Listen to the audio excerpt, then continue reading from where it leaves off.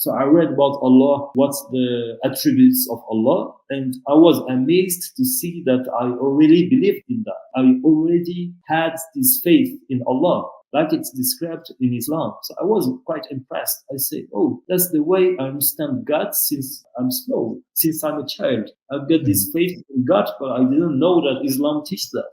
And then hearing about Muhammad sallallahu alaihi wasallam, I also accepted quite easily because he came with the same message. He's the last prophet, and Islam said that he didn't come with something new, but it comes with the same truth that had been revealed in previous prophets. But I didn't want to convert to Islam.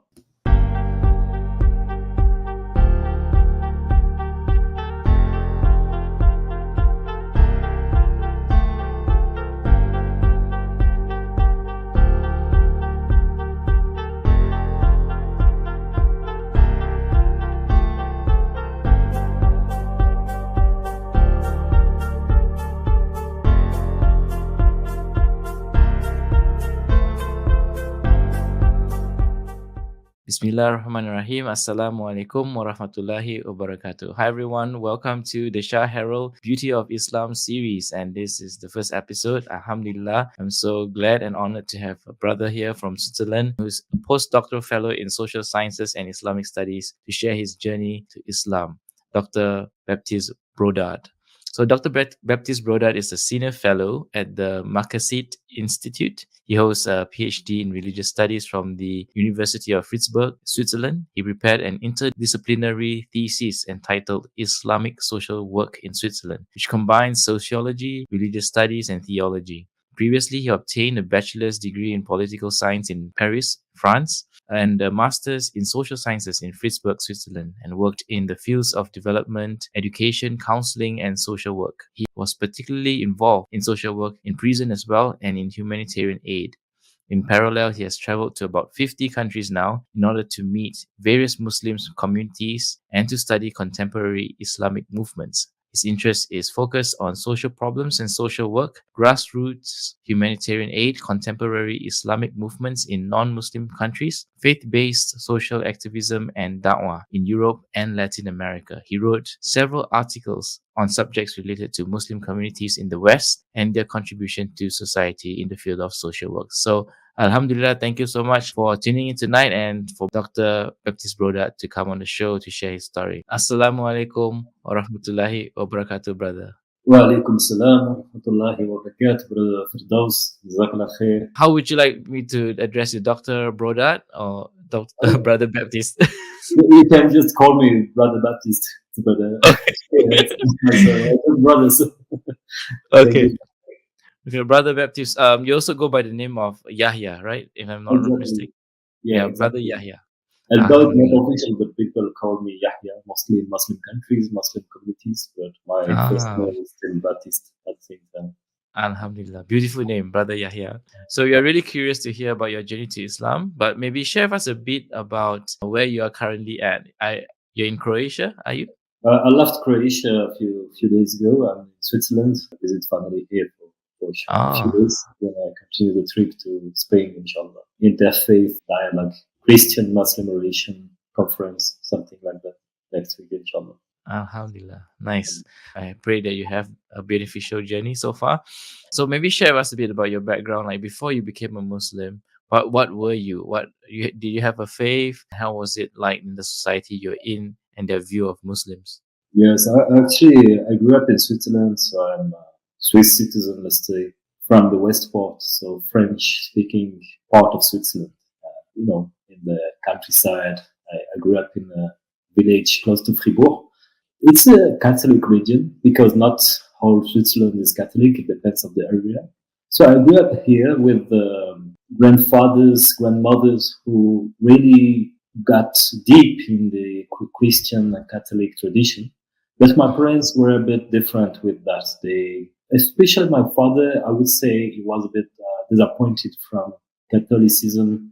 And they still went to church sometimes, but they didn't really care that. So when I visited my grandfathers, my grandmothers, I felt this attachment to Catholicism. We had to go to the church. Prayers were very present. Everything was connected to the faith. But with my parents, with whom I grew up, it was not the same case. It was much more liberal somehow. Religion didn't play a big part. But I grew up in this environment from different influence, and I always remember to have this faith in God first and in Jesus. But I saw Jesus, alayhi salam, as a prophet, even when I was a kid. I couldn't say he was a prophet, but I felt he's a perfect man, but he's nothing to do with God, meaning that God and Jesus, when I was a kid, I saw them as a very different levels, very different nature.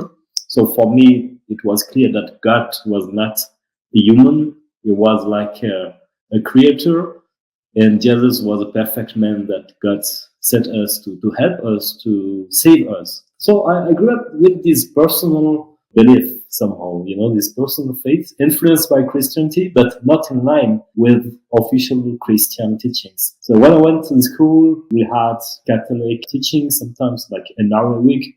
It wasn't very deep, it wasn't very serious, but still I began to discuss the points they tried to teach us or to educate with, they tried to send these faith principles, this belief, and sometimes I addressed the relevance of what I heard.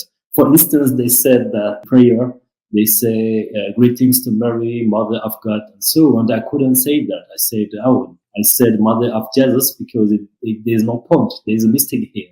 So when I was a kid, a child, I started to argue with that gently, quietly on my side, but I didn't feel I was a real Christian for these reasons. But I felt I was a believer in God and a believer in Jesus. So that's how I grew up in the first stage, the first season. MashaAllah. So you have never thought Jesus was God, even though you were in a Christian environment. You were mostly seeing him as a man, a perfect man, a prophet, a messenger, and God was a separate entity on its own standing there. But when you go for classes, that was how they tell you that he's more than a man, and you just disagree with those points. Do you have to go for catechism classes? Are those catechism classes that you are seeing? Yes, because he is not officially a secular area. So we had this Catholic. It wasn't a Catholic school; it's a public school, but we had these Catholic teachings, and you go there once a week. And sometimes in the year you go to the church with the classroom. So we had a few Muslims in the classroom. Depends which year. It was back in the 80s, 90s. So there weren't a lot of Muslims because it's a small village. But sometimes there were Muslims from the Balkan, Bosnia, and then Albania. And when we had this Catholic class, they were free. So they didn't have to come with us. But we never talked about the faith with the other kids. It was a very personal thing, and it was a bit backward, in the eyes of children. So the other children, they made fun of Catholics, although they are from Catholic backgrounds, but it wasn't taken seriously at the time. And I grew up with this very personal faith, meaning I prayed God. For me, as you said, it was clear that God was God and Jesus was a perfect man. So I just prayed to God when I was a kid. But I loved Jesus. I still love him, of course. But I grew up with these things, and I prayed in my bed like, God help me, God protect me, when I need to ask things. But when we went to school, nobody took the religion very seriously, and we went to the church. It was very boring for many of us. Sometimes you almost fall asleep in the church, and it wasn't fashion. It wasn't trendy at all. People thought it was for the old people, and we were kids. We wanted to have fun, and nobody really cared of that.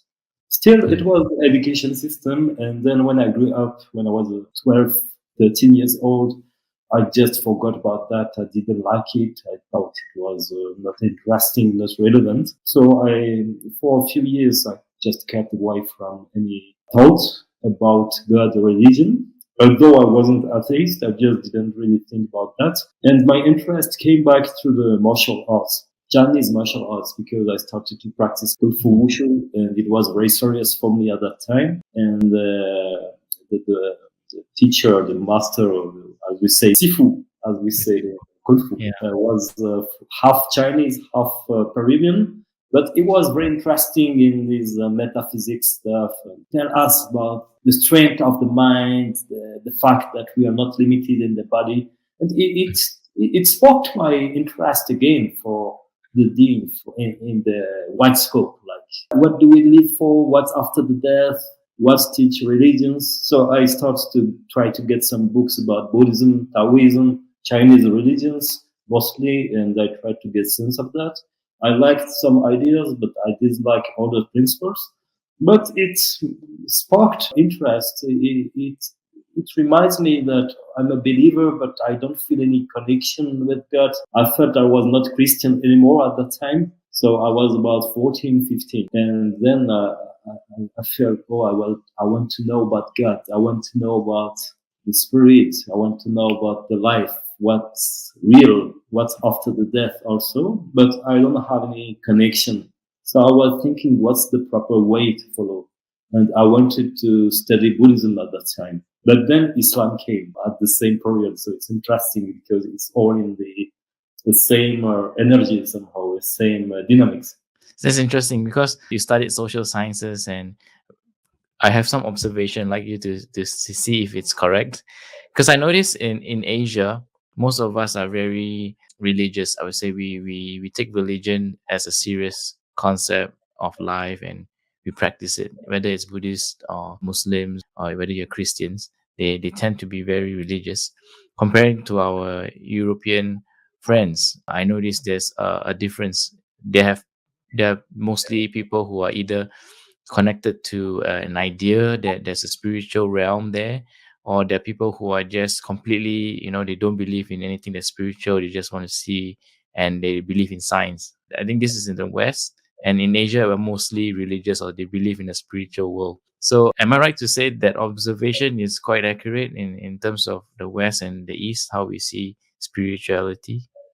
Yeah, I think it's accurate, but it's a matter of generations. So if I Mm. look back at my grandparents, they were very strong believers. For them, religions were very important. But that's people born in the 1920, 1910, 1920. So they are dead now. They are dead, sorry, now. And it's a very old generation. But then the generation of my parents, born like in the 50s or maybe 60s, they became like agnostics. A lot of them, they still say they are Christians, but they are not sure. If you speak to them about religion, that bothers them so much because they have a lot of doubt and they think, oh, it's a personal thing, so let's not speak about that. It's the mainstream generation of my parents, mainstream people. Most of them, they have doubt or even problems with Christianity, but they still call themselves Christian. They still wanted their kids to have Christian names and to go to the church for education purpose or maybe culture or also identity. And my generation, born in the 80s, is totally far away from religion. So when I was like 15, when I was a teenager, you couldn't find a single person among Christians, or let's say among so-called Christians, who said that he's a believer. Maybe I would say less than 10%. When you go to secondary school or high school, you talk to the others. So religion was like something of the past for stupid people. That's how they perceived it at that time, especially in my generation. So now I'm 37. It was like 20 years ago. Mm. Now I would say maybe there's a movement back to the Christianity, but mostly for identity purpose, because some people feel that European or Western identity and civilization is being in danger, is being affected by globalization and so they want to reconnect with the Christianity for some people. But still, we speak about a minority. Most people, Mm. they are not very interested in the faith in Europe. Although some people now explore the so-called New Age spiritualities, which is totally different. Of course, we can discuss this matter more in depth later, maybe. But yeah, Christianity is in crisis in Europe. Although, of course, they still have Christians, but it's a minority. I would say 80% are not interested in that. And in my context of the past, even more, it was very difficult to find somebody who says he's a Christian and is a believer. I don't remember having met any of them when I was a teenager. So for me, Christianity was just forgotten at that age. And Islam came by unexpected means. It came by the music, by rap music. I listened to many singers, and some of them spoke about Islam, and it attracted me. It's the cause who. It's a cause that made me think about Islam, what it is about, because I didn't have any prejudice before, or I didn't have any interest also. It was just an unknown thing. I knew Islam just by name before that, before my 15. And it's interesting because it was the year of the 2001 9/11 attack. But for me, 9/11, I was 15 at that time. I was in high school. So I got the news coming back from high school to home. It was like 5 p.m. I opened the TV. I saw these planes in the towers. But then next days they spoke about Bin Laden, and so I don't remember exactly, how it was. But I remembered what I felt. I felt, it's just a political stuff, which for me, I didn't feel concerned about that. And I didn't feel it was related to faith. For me, it was purely geopolitical struggle and fight between USA and the enemies. So I didn't connect that with Islam at all at that time. Although, of course, in our life later on, it played a role because I think Islamophobia has been increased through this attack and other terrorist events. But as a 15 years old teenager, I didn't find any link between what happened and between the faith and Islam, religion in general. So yes, that's very interesting that you actually came to learn about Islam through music and listening to rap music. Usually, people would say that music is hard to connect with God, or if they do connect, it would be trance music or something, or something that is more spiritual sounding. But it's interesting that you got it from rap. I also want to add the point that even in the Asian society these days, for modern countries mainly, we tend to also put spirituality aside, and we are more focused on how to be successful in material world. Or we are agnostic mostly, I think, at this point in time. We believe there's something out there, but we don't want to go and explore it. We don't want to dive into the topic or even discuss about it or even share about our thoughts on religion at all. But do you think with technology these days, people are learning more about Islam and they might want to believe in Islam? I wouldn't say it's because of technology. If I look at the European context, I think here it became like a new mainstream religion, which was not the case at that time, at my time. Going back to the 2001, Islam existed, of course, but if you spoke to teenagers, it was very far away from their concern. Although we had Muslims, I was in the high school. Even before in secondary school, we had a lot of Muslim fellows, but these people mostly came from the Balkan, like Kosovo, Albania, Serbia, Bosnia, and most of them, if not almost all of them, didn't practice Islam. Even in Ramadan, they didn't fast, for instance, they didn't pray, but they called themselves Muslims. And some of them were involved in crime, petty crime, like fighting, robbing, drug dealing, and so. So when we were teenagers, we saw, these people, they are Muslim, like we are Christians, but actually there's no Islam here. But now, when I look at the same kind of people in the same villages, in the same small towns, a lot of them, subhanAllah, even now when they see me in the streets, the guys from that time who had no connection with Islam, they say, "Oh, Assalamu alaikum." But at that time, nobody would never say that. It was so awkward. It didn't exist, if you ask them what's your religion, they would say we are Muslim, but they would never say Salam. They would never speak about Islam at the beginning of 2000. And what I'm saying that just to reconnect the impact of music, because in a French-speaking part of Switzerland, we used to listen French rap. A part of the youth, not all. A part of the youngsters listen to this music, and in rap music from France, obviously a lot of people are Muslims, but some of them began to take Islam seriously and changed. And in rap music, there were a lot of references to crime, to street and so. But one guy, for instance, he converted to Islam. He was himself from Haiti, Kerry James. And after he converted to Islam, he stopped doing music for 2 years. And after he came back to the music industry, but with very different lyrics, and he began to speak about Islam in a very nice way. And myself, I was very influenced by that when I was 15, 16. I got to develop a respect for Islam through the music. Because when you looked at them, you say, oh, because of Islam, they totally changed. They left the drugs, alcohol, whatever addiction it is. They stopped doing crime. They stopped talking hatred. They develop respect for people, compassion for people. And it really touched my heart at that time. And later, it's not only one case, but quite a lot of people began to sing rap with reference to Islam. And at that time, it became something a bit trendy somehow. People began to see Muslims as something interesting in this suburban culture. It was not the case 30 years ago. So I think it shifted the paradigm. It shifted the way people understand Islam in European society. And it became culturally connected to the street or subculture of rap and urban youth from migrant backgrounds mostly. So for the good and for the bad, because lately this connection is not also very positive in some cases. But on the one hand, it triggered a new visibility of Islam in society through the music, through the cinema. It came back as something from the street, from Europe, and something quite trendy for the youth.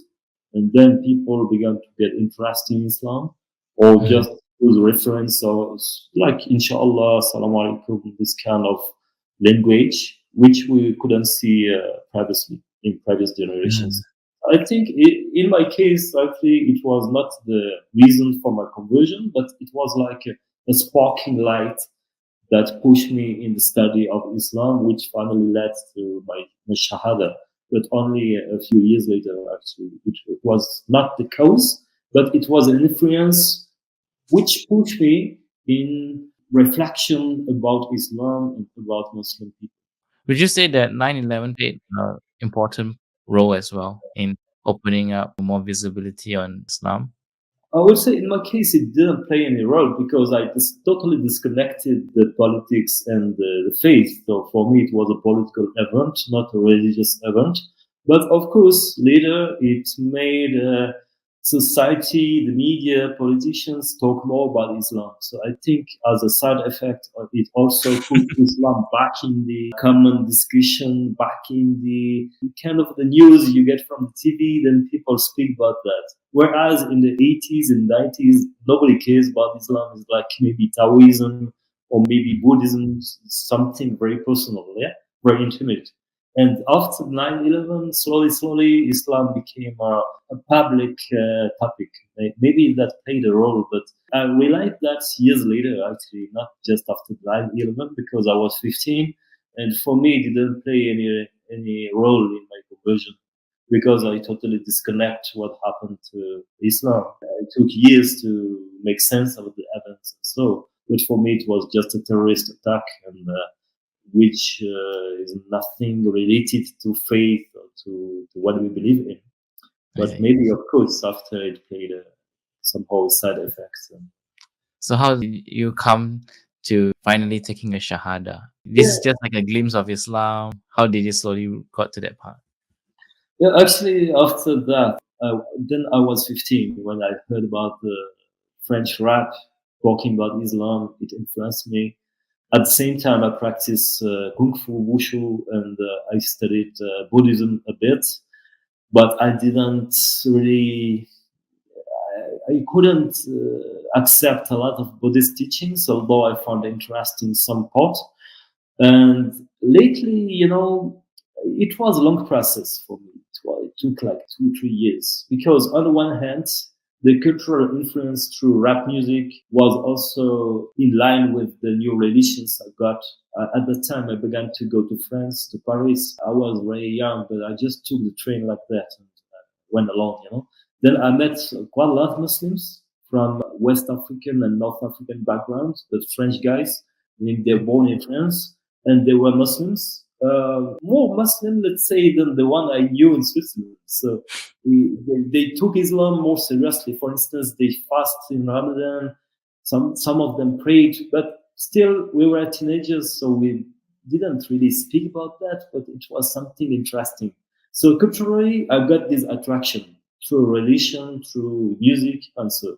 But on the other hand, it was this philosophical and the religious reflection that led me to read about Buddhism and other things. And finally, I got to read about Islam online, very small articles. So I read about Allah, what's the attributes of Allah, and I was amazed to see that I already believed in that. You know, I already had this faith in Allah, like it's described in Islam. So I was quite impressed. I said, "Oh, that's the way I understand God since I'm small, since I'm a child.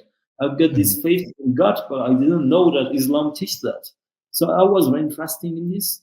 And then I read a bit about the prophets. So I found out that Jesus, Isa alayhi salam, was a prophet too. So I feel, okay, for me, he's a perfect man, and the prophet is a perfect man. He's a guide. He's someone who we're supposed to follow and to love. So I accepted that. And I knew the other prophets also from the Bible study when I was a kid. And then hearing about Muhammad sallallahu alayhi wasallam, I also accepted quite easily because I didn't have any knowledge about him, about his life. But I said, okay, he came with the same message. He's the last prophet. And Islam said that he didn't come with something new, but it comes with the same truth that had been revealed in previous prophets. So just these very simple and quick readings were enough to feel that I shared the belief of a Muslim, but I didn't want to convert to Islam. It's very interesting today to say that because, alhamdulillah, I'm a Muslim now, but at that time, I said, I feel I'm a free thinker. I don't need any religion. I don't want to be in any group because I want to be free, and I don't need anybody to tell me what to do. But I believe in Allah, and I believe in the prophets, including Muhammad being the last prophet, sallallahu alaihi wasallam. But one day I decided to go to the mosque just by curiosity. It was 60 kilometers far away. I didn't know about all the mosques, so I went to that place. It's in the city called Lausanne. And when I arrived in the mosque, I just talked to a guy, old man, quite wise and gentle. So he just gave me something to drink, and he asked me, "You're welcome here, but what do you want?" Then I told him, "Oh, I just come to visit you and to ask questions. Not even ask questions, but just to talk because I like Islam." Then he said, "But what do you believe?" And I explained him, and he said to me, "You're already a Muslim, actually." So I said, "How come?" He said, "Because you have the faith of a Muslim." So I felt a bit shocked that he said that to me, and then he asked me to recite Shahada. And at first, I didn't want to do it. I said to him, "Why should I do that?" He said, "If you believe in it, you can do it. It's not a big deal." I said, "Yes, you're right. I believe, so I can tell it here. Ashhadu an la ilaha illallah, ashhadu anna Muhammadan Rasulullah, sallallahu alayhi wasallam." So I said that, the translation, and then he said, "Now you are Muslim. I mean, even before you were Muslim, but now you entered to Islam, so welcome to Islam." But I told him, "Okay, but okay, thank you." And I went out. I remember that day I went back to the train station, walking, and I feel a bit weird. But I didn't follow any Islamic teachings. I didn't go back to the mosque for about 2 years, I think, or 1 or 2 years, which was a bit weird because for me it was nothing very significant, and I forgot about that. So I continued my life with a lot of things that are not supposed to be in Islam in terms of behavior, in terms of addiction. I used to drink a lot and other things, not healthy things, which I didn't like it. I never enjoyed that, but I feel a bit depressed in my life with social, familial issues, a bit lost. But, it stayed in my heart because years later, 1 or 2 years later, now it's difficult for me to remind, but I went to Morocco for first trip of my life, and not for Islam, but out there I saw people praying. They asked me about my religion. Sometimes I was a bit bored sometimes with them because they tried to push me. And one day I said, oh, I'm Muslim actually. They said, how come you are Muslim? You don't know even to do the ablution.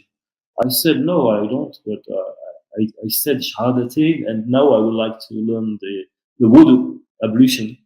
Then they showed me the wudu. I like to do that. I was 19 at that time. And then I prayed for the first time. So they just told me, follow our movements, pray with us. And I felt very good. And I felt, okay, actually, I have to think about my life more seriously because I'm just going anyway without any purpose. But I have faith and I need to find a way to connect with Allah. And maybe I should just start to practice this deen, because I believed in the fundamentals. I believed in Allah, I believed in Prophet, but I took it very light. I took it without being committed, But from that trip, later I started to learn Al-Fatiha and other short surah and how to pray.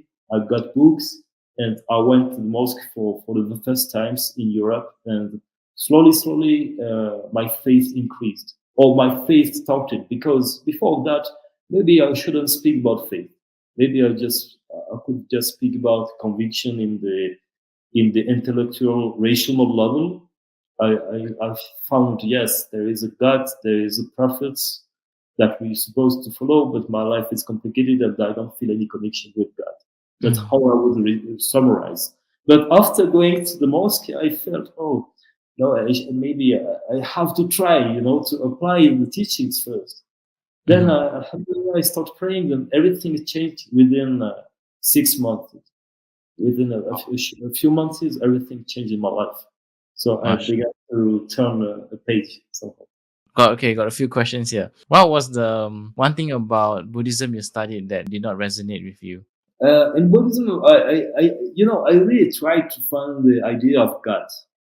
Not in the Christian mind, but I needed to get a name because for me it was the most important thing. And I read about Buddhism mostly in terms of practice, Zen Buddhism or Chan Buddhism.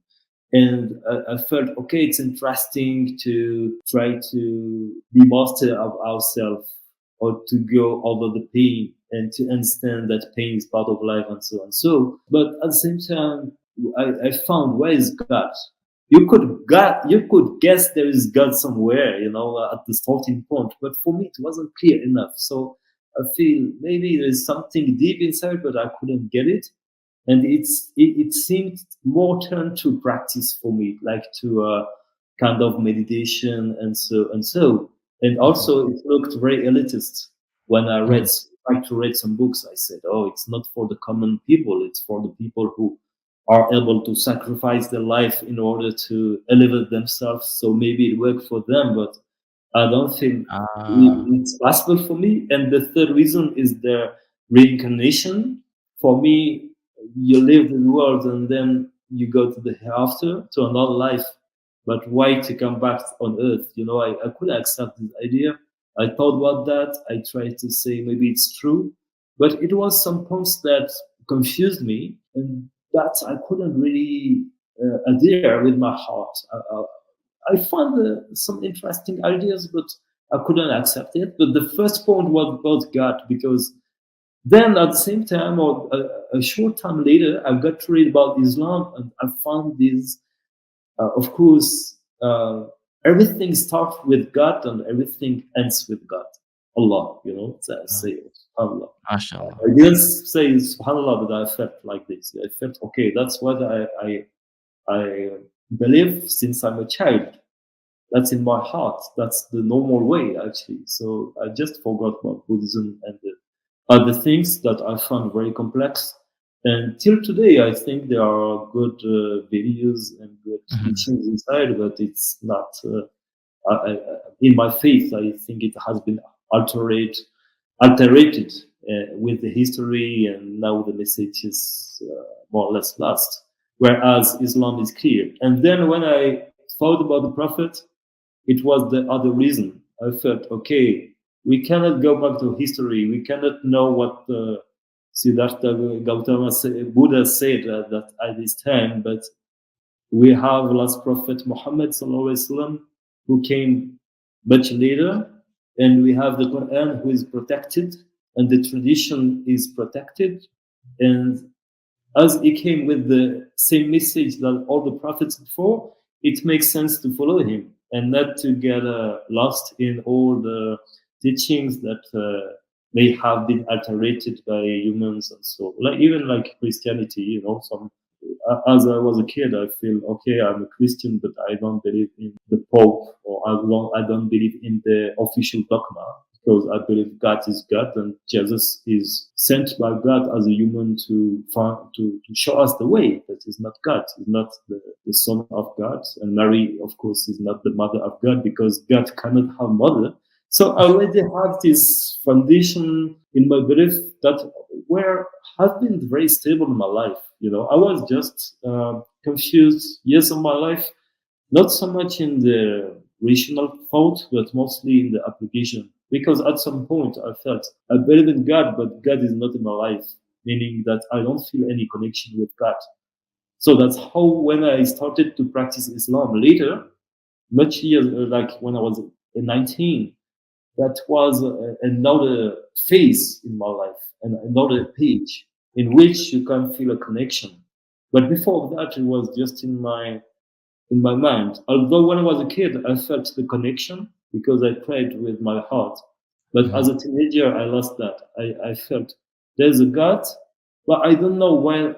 I don't know how to communicate with God. I don't know how to talk with God. For me, it's abstract. It was abstracting, very abstract, and I needed the long term to go into Islam by Shahadatain, and then practice prayer, practice Salat. Salat was the starting point of my spiritual journey. Before that, I think it was just preparation for my mind. But things changed only when I started praying in 2005, and everything changed within a few months. Because first I didn't pray every day. I prayed one day, then 2 weeks I did stupid things. Then I came back to the prayer. Then I stopped. But one day I'll start praying 5 times a day, and then the next day 5 times a day, and then same thing.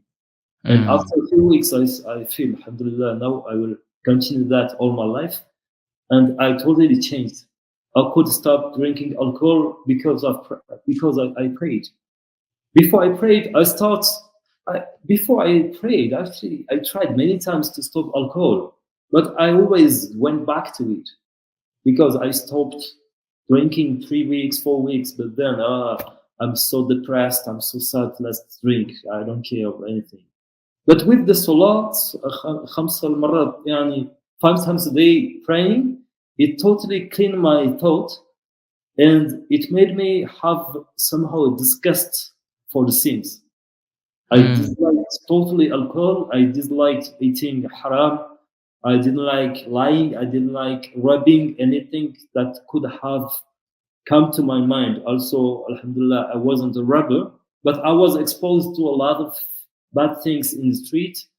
At the same time, actually, I left Switzerland to go to France, and I lived in a housing project, very deprived areas with high crime, and you have a lot of people around you. Unfortunately, a lot of them are Muslims, but they commit bad things, selling drugs, robbing, fighting against police. And I was attracted by that sometimes. But with the prayer, I totally changed. And my heart changed. I dislike bad things, and I just started to wish good for other people, to being less selfish, to start to dislike every unhealthy behaviors, actually. So for me, the bottom line is the prayer. That's what made me change, and that's what made me convinced about Islam as well. Because before that, it was in my mind, in my thought. But after I prayed and I saw that it worked. So when you experience it, Even people, they cannot, even atheists or people against Islam, they couldn't remove that from me, because I said, whatever you said, it works. It's like, imagine you start sport, you start, I don't know, bodybuilding, and then it works on your body.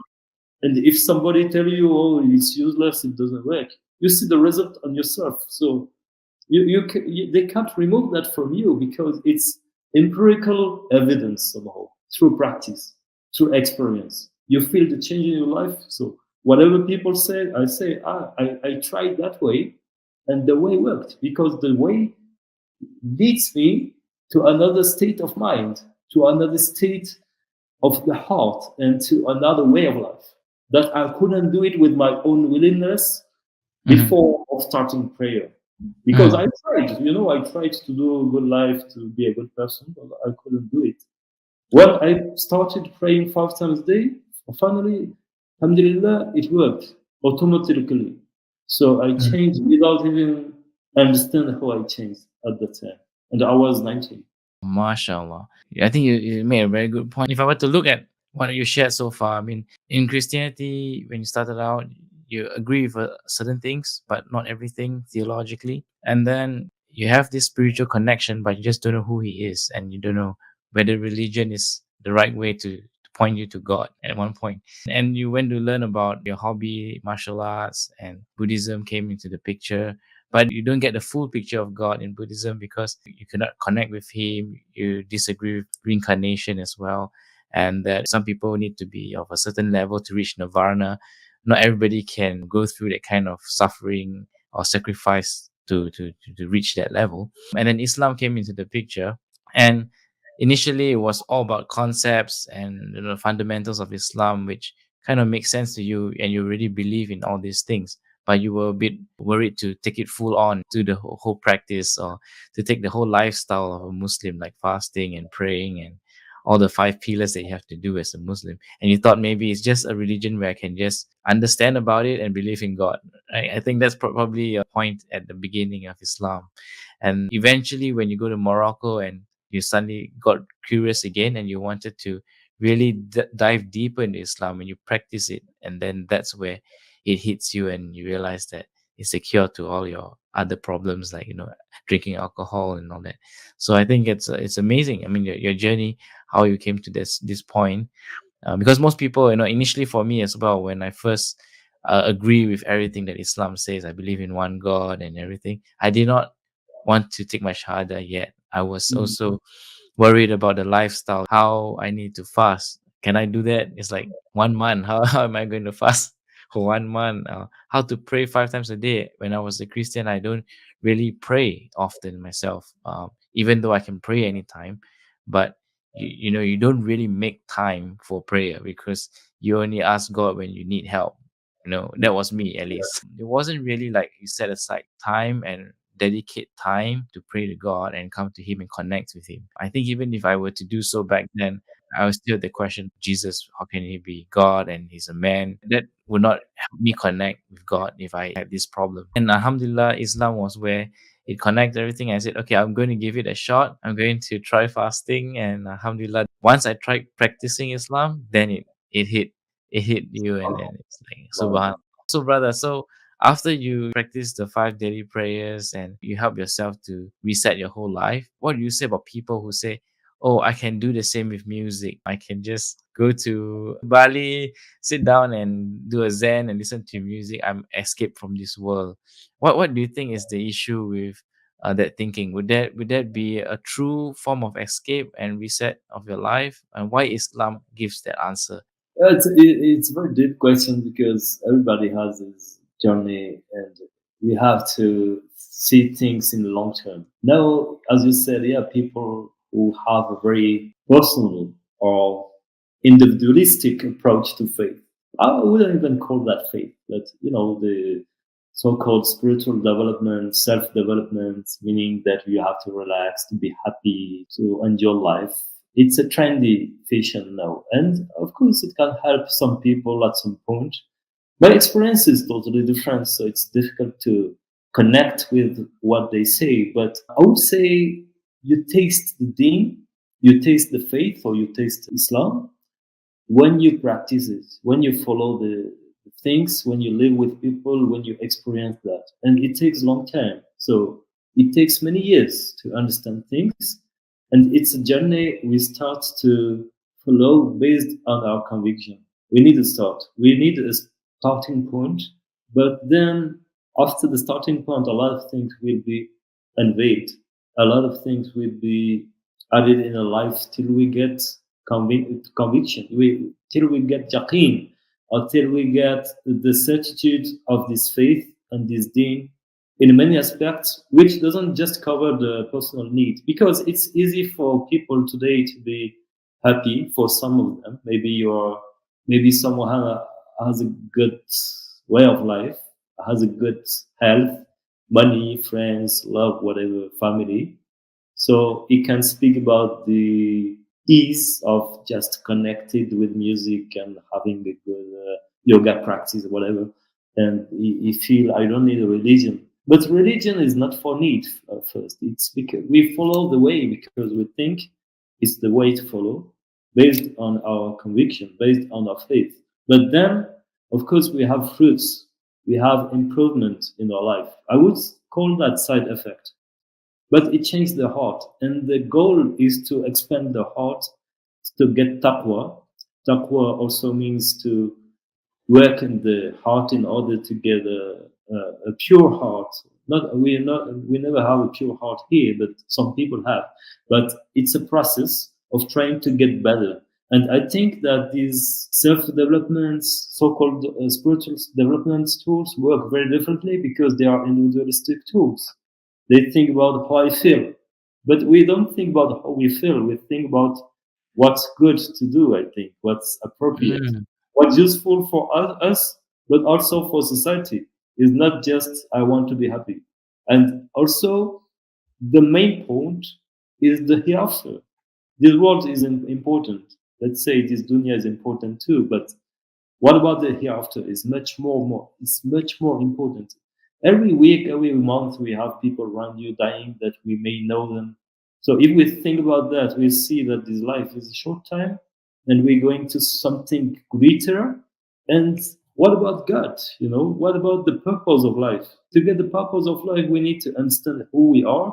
And I think we can understand who we are only if we understand Allah's greatness and Allah's revelation. That's a guide of us. So I feel it's a very different thing. I know that today a lot of people, even sometimes from Muslim backgrounds, they turn to New Age kind of ideologies in which they speak about how they feel, happiness, and so. But actually, even if we take case studies of many people, we see that it doesn't really work. Even when we stay, even if we stick at the level where everything is about pleasure, harmony, how you feel, happiness.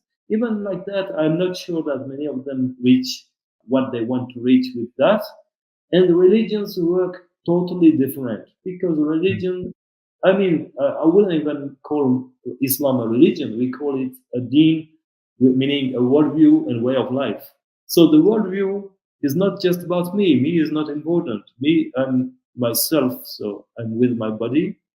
But the idea is to go beyond that and to think about first God and then to think about the creation of God and to try to share mercy, compassion, to share love with others, to develop relations.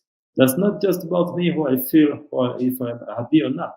Religion is just, I mean, Islam is just much bigger than that. And I think today there is a bit of confusion between these two areas that are totally different, but we tend to compare them. And some people say, I don't need Islam. I don't need Islam. I prefer to do yoga or whatever. That actually depends of what we are speaking about. I don't know if it makes sense or not. It's quite a It makes perfect sense, bro. Yeah. deep, very deep question. We could speak more Yeah. about it and think more together, inshallah. I think it makes perfect sense, brother. Yeah. It's just like because I meet friends that say I'm a good person, I treat people well, I don't need a religion because I just believe in God and that's it.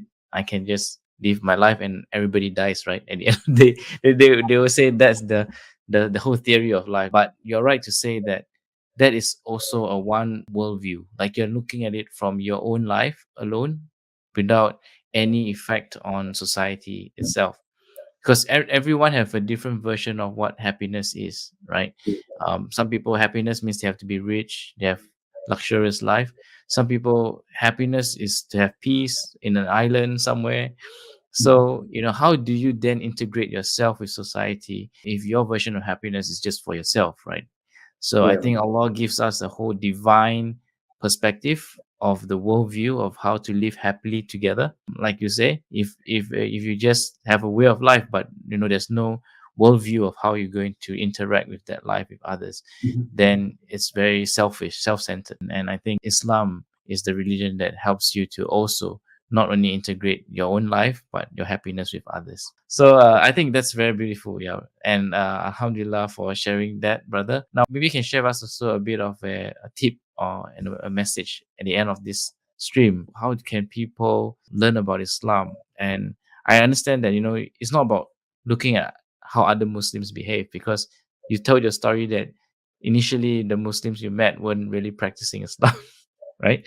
And then afterwards, when you became Muslim, they say Assalamu alaikum to you, and you start to realize that they are also practicing Muslims. So people are not a good way to understand Islam. What is your advice for people who want to learn Islam? How should they approach Islam, and why should they also continue with Islam after learning about it? Yeah, very deep question also. Just to connect to what you've just summarized, taught us, alhamdulillah, I think is very important also. This idea of Islam as a deen. What's the purpose? The purpose, I think we can say this life is a journey. It's a time. Everybody knows that, but we humans, we forgot this because it's more convenient to forget it.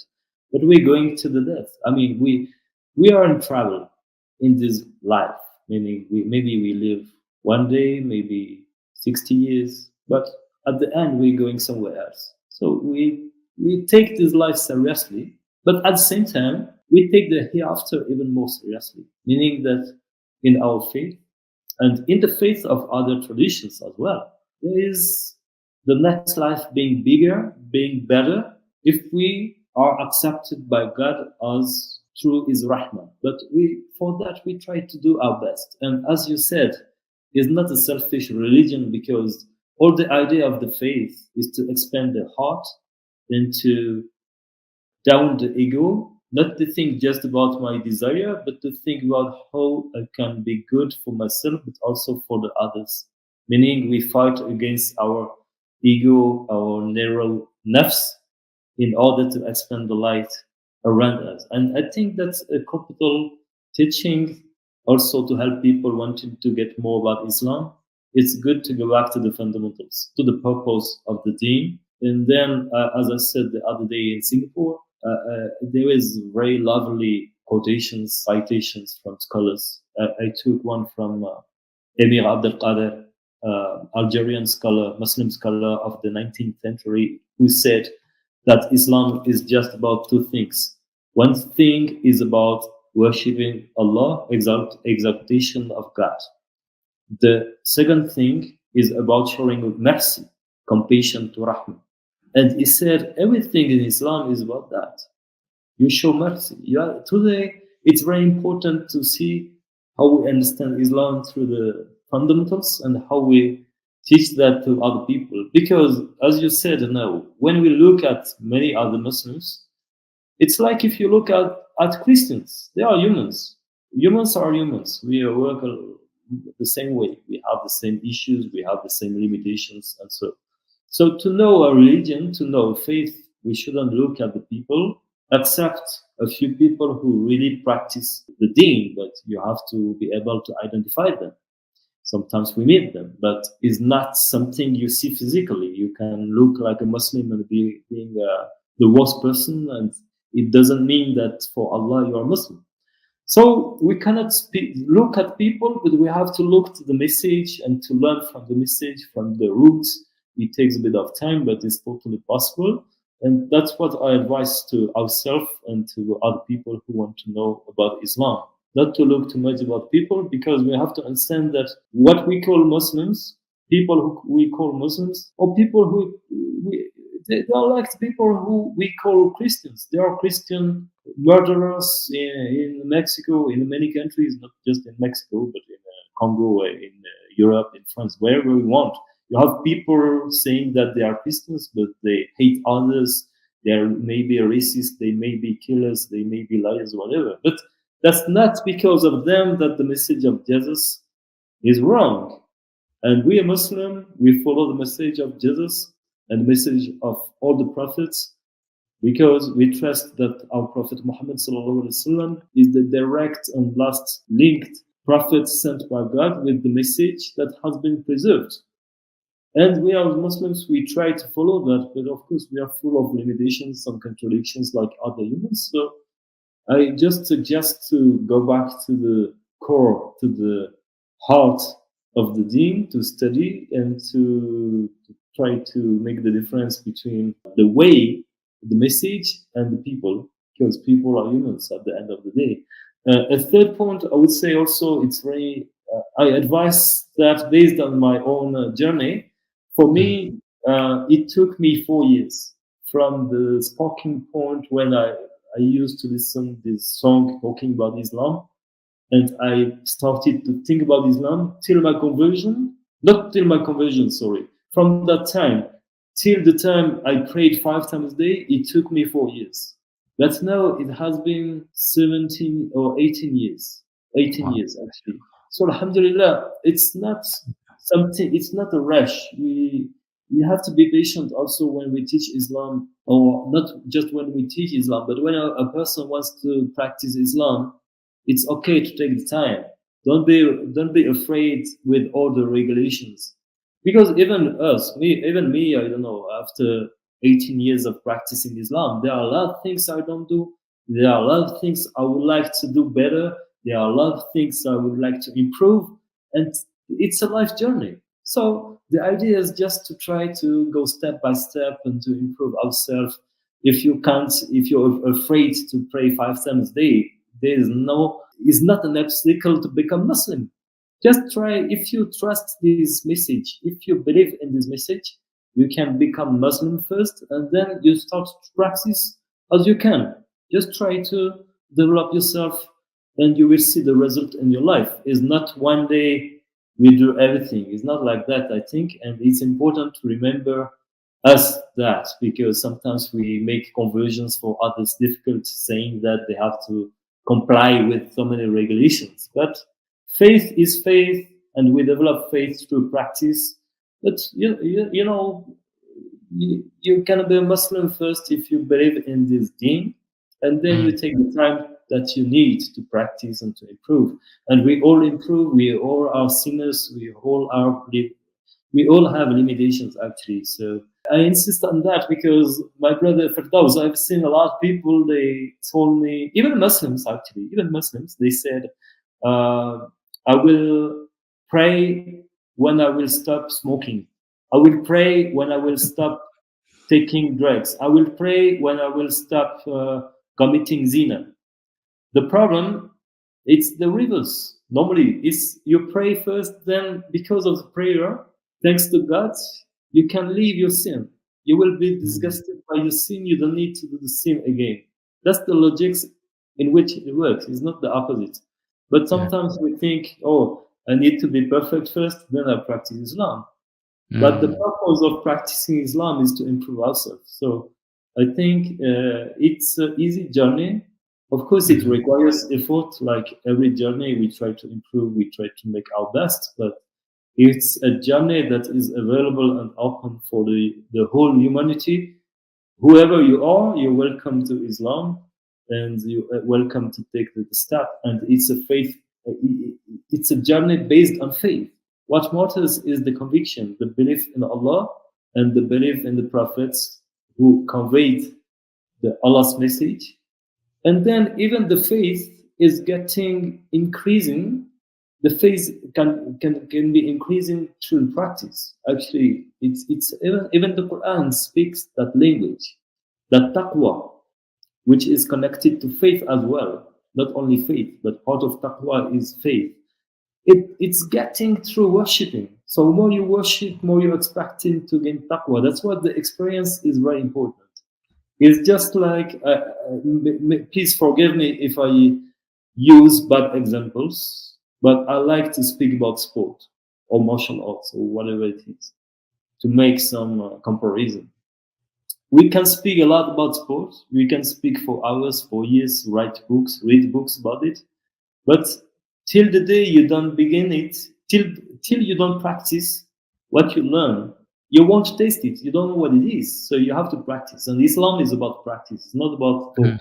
We talk to gain knowledge, but we have to implement knowledge in our life and practice, uncover things. It unveils realities that we couldn't expect to see before. So it's a journey. We have to take the first step and things go by themselves. It's like sport. We can speak 10 years about sport. If we just sit and do nothing, we will not understand it. So we have to develop the faith. We start from the Shahada thing because we accept a message, we accept a truth, but based on that, we build. We start our journey, we try to improve our life, we try to apply Islam in our life, the Islamic principles, the Islamic teachings, praying, helping people, and that's a journey which expands the scope of reality by itself. So my advice is, if we hesitate too much, it's good to take a first step, like everything in life, actually. MashaAllah, very beautifully said, brother. And I think the analogy of the martial art and sports is very good because, for example, if you want to learn a martial art, you see a teacher who performed it and you really like how he moves. And probably you're like a student, you enter Udang, and the teacher said, before you want to learn a martial art, you have to agree to our vision, our mission statement first, right? And the Shahada is like that. You have to sign an entry form. I would like interested to learn. And only when you start to practice the martial arts, then you see how it has an effect on you and how it's going to benefit you and your life. So most of the time, people, they are afraid to come to Islam because they think they must be a sheikh first. They need to learn everything about Islam before they enter Islam. But most of the learning is in the practice as well. It's not just about the knowledge you get, right? So, Yeah, mashallah, I think you put it beautifully, brother, and it's very great advice. So, finally, one last thing: how did your parents reacted after you embraced Islam? Did anything change in your family or friends when that happens? Because most of the converts in Singapore, at least I can say, they always have this problem about, how am I going to tell my parents, or how do I continue this journey as a Muslim when my parents are not so understanding? What's your advice for that? Yeah, actually, it can be very difficult for some people, for some families, according to the context and the backgrounds. And Alhamdulillah, in my case, I was lucky because my family didn't react badly with my conversion. I grew up in a family that had a lot of problems, so maybe it also explains that. Meaning that when I was 15, I used to be quite independent, and my parents couldn't really care of what I did. So when I got to know about Islam, they didn't really realize it. And then I told that to them, and they said, oh, okay. Like if I said I'm doing basketball instead of football, like the same reaction. So I didn't care, and I just did my things. Of course, lately they realized that I changed, and I think they were quite happy that I changed, because before Islam, I used to make a lot of mistakes, having a bad behavior with people because I suffered. So, well, I can't find myself, I can't find excuse to me, but of course I'm guilty. I was guilty, but I would say that just because of Islam, I could change, I could find the purpose of my life and begin to be a better person.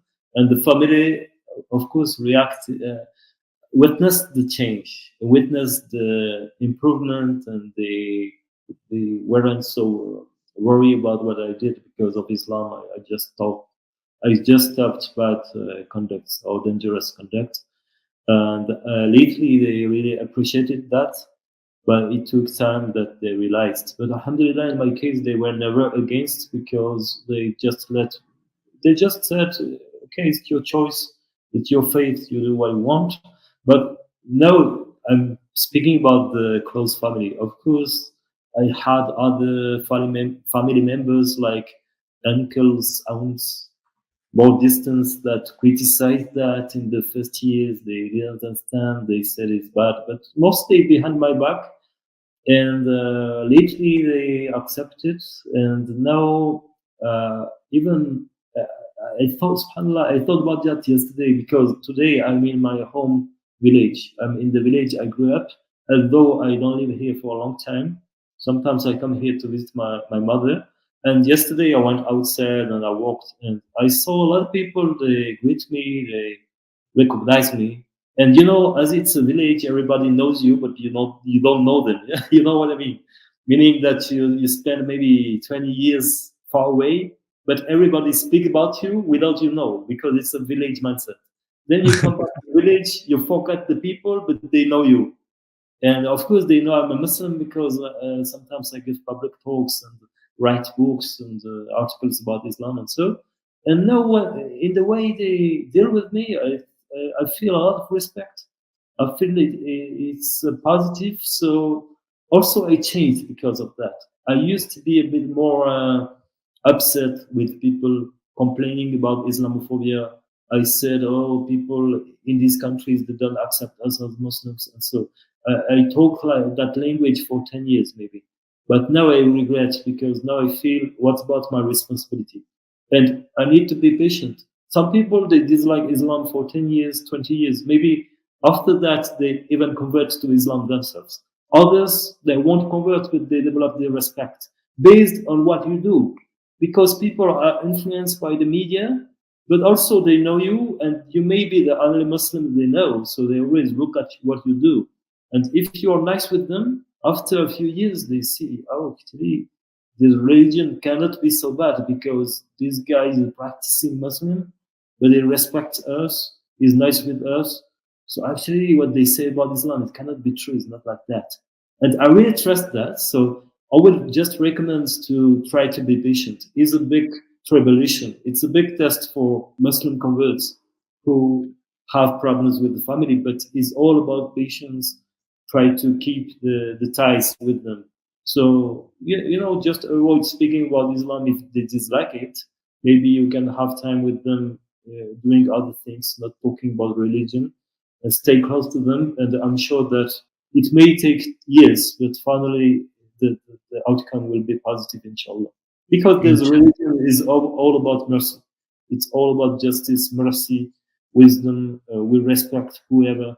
So when people understand that, they develop more love or at least respect. Maybe not love, but at least respect for Muslims. But we have to be patient and try to struggle ourselves to be correct and positive. MashaAllah. Thank you for sharing that, brother. And like, in the Quran, it also says that Allah does not burden a soul more than it can bear. So Yeah. I believe all of us have different challenges in life, and who's best to know your own family but yourself, right? Like you know your family for years, you know how they react. Maybe like you say, the best way is to take the approach of being more patient, being more merciful, and hopefully one day they will accept you for your practices and your belief as a Muslim. Inshallah. Thank you so much, brother, for your time.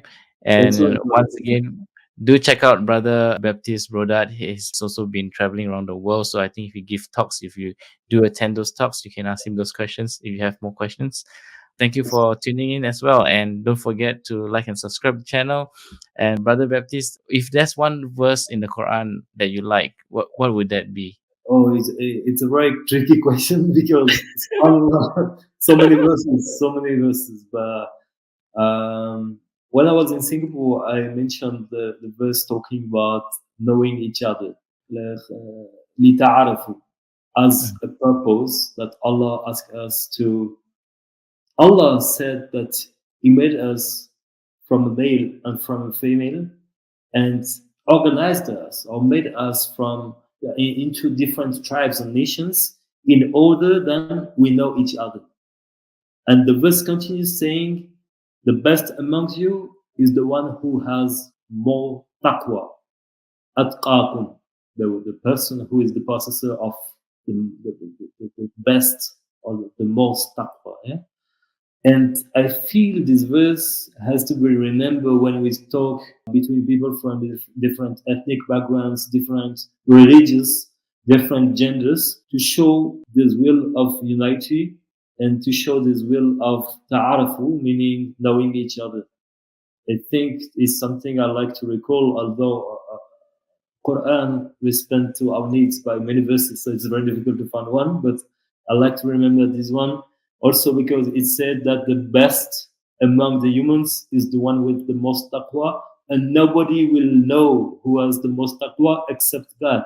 Meaning that when we understand that, of course, we have to respect everyone. And also, we cannot say this person is better than the other one because nobody knows. And the people change. We're humans. One day we are good. Next day we may suffer from whatever and made mistakes. But we are just human. And Allah also say in the Quran, قَدْ كَرَمْنَا بَنِي Adam. We gave honor to the children of Adam. Children of Adam is all of us. It's humans. So also it's very important at the ontological level for us to remember that we have to see ourselves as humans first. Even because even more than then we have the religious brotherhood. Of course, we are Muslims. We have a special bond because we share the deen. But that being said, at the same time, we share this humanity and we respect humans.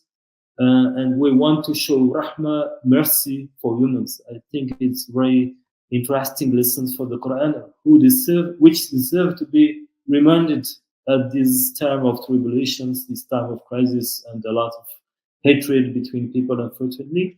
But fundamental teachings of Quran emphasize this humanity, the sacredness of humans, and the fact that Allah wants us to know each other in order to spread peace and to spread mercy and to spread respect between people from different tribes, nations, and even between male and female.